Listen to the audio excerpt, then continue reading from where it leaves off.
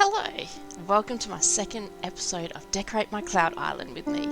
Last episode we created this wooden walkway, and today we're going to decorate a sunken garden here at the end of the walkway.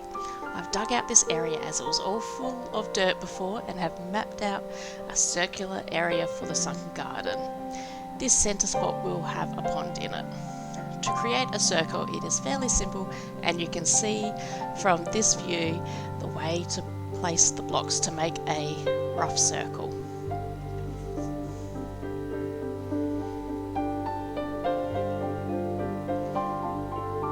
First up, I will put in stairs at each of the entry areas for the garden.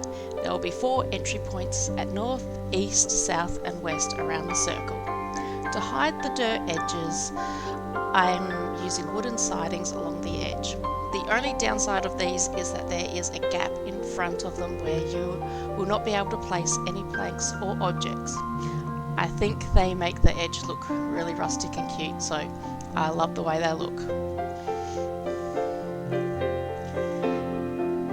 Next I'm going to be putting in some stepping stones down to make a simple path around the pond. I'm keeping it random and switching which direction I'm placing them down so that they are not all uniform and have a more random appearance.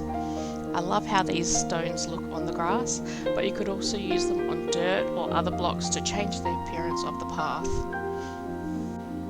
I love how when you've got the plants in and the stepping stones are sort of weaving in and out between the plants, it really looks really cute. So now for the pond, I am adjusting the size and shape of it a bit. I'm going to change the dirt on the bottom for gravel, as I love the look of the gravel under the water. And then I'm going to put moss blocks around the outside of the pond. I like how the moss blocks look because you don't get a dirt edge in the water, and I just wish the moss was the same colour as the grass, or that they blended in a bit better. I'm just going to adjust the path a little bit and making more space between the path and the pond. And then when placing water, you can adjust the height of the water on the block by using ZL to adjust the block up or down, or the side arrows to change the height of the water to be high level or low level. I'm going to add some lights, but first I need electricity. I've made a power generator and some wireless transmitters. I break 3 blocks and place the generator and then the wireless transmitter on top. You can be in either order, as I'm not seeing these, it doesn't really matter. And I use wooden enclosure to make a pole and put a berry light on top of the enclosure, one on each side of the path. I then repeat this at each of the entry points around the circle. I do put in another generator to ensure that there is enough power. If you haven't unlocked the generator and wireless transmitters in the main game, these are a game changer because you no longer need wires going everywhere. You can easily add power to just about anywhere in your builds, and you don't need to try and link them back to other power networks.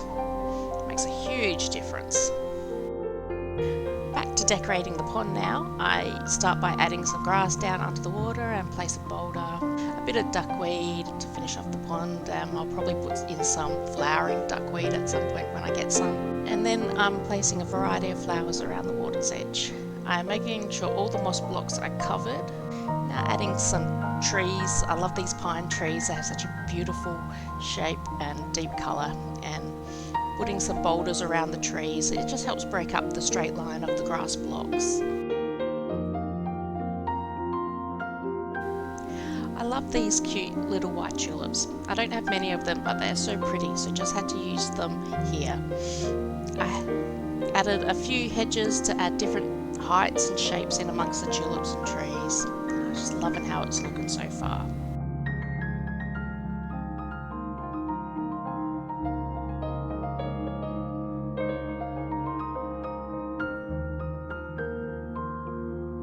Then working a bit more on the path area, adding some grass and flowers. You can't put blocks in front of the wood siding, so there is a little gap. I've added in some taller plants to hide the gap between the sidings a little bit more. I was definitely not expecting someone to move into this habitat already. I was quite surprised. Very excited glad to see that Lotad had moved in. He's such a cute one. Perfect for this spot. Looks like a little lily pad. No, just need some water. I think he'll be perfectly suited for this area. I love it. So glad he's moved in there. So where was I? Oh yeah, flowers around the path.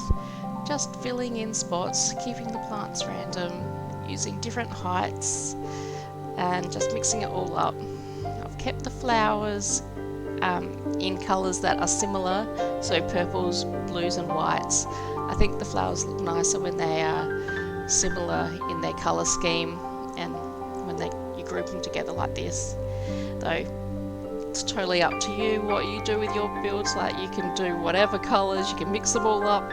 Whatever appeals to you is what you do. So for me, this is perfect for me. I love this, and I definitely love my purples and my blues. Oh, loving how this is looking so far. This is amazing. It's perfect. So adding a little bit more grass around the trees, just finishing it off, and just making it look more lush and overgrown.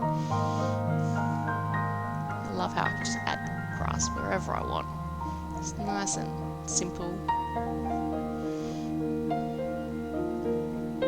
I'll switch to magnet rise so that we can have a good look from above, so you can see how the sunken garden turned out. I love how it looks at the end of this walkway. You just go along the walkway. Oh, it turned out so much better than I'd imagined in my head. I'm glad I decided to sink it down a layer. I think that the different heights really make it look great. I love this. I love it. It's so awesome. I'm so proud of this. I'll attempt to do a slow walk around the garden so you can see. Not so good at keeping it at a slow pace. It always starts to run. It's a bit too sensitive to switching between the running and the walking. Love it. This is going to look so amazing at night time. I can't wait to see what it looks like with the lights when it's dark and you've got the stars and then the little lights. The berry lights are so cute. I might, if it ends up being a little bit too dark, I might add in a few of the glowing mushrooms around. When they do the little sparkles, look like little fireflies. They're pretty cute too. So I might add a few of those in depending on how it looks at night time, if it needs a bit more lights.